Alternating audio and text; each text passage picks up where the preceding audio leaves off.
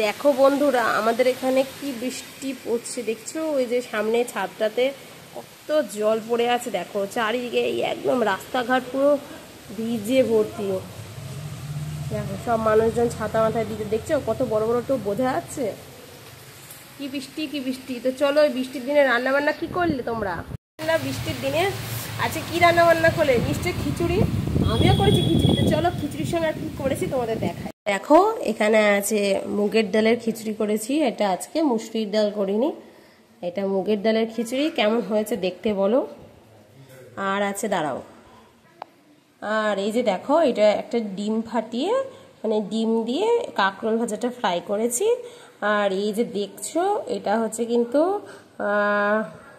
মির্চি বাড়া, এই যে দুটো করেছি, বেশি লোক নেই খাবার তাই। আর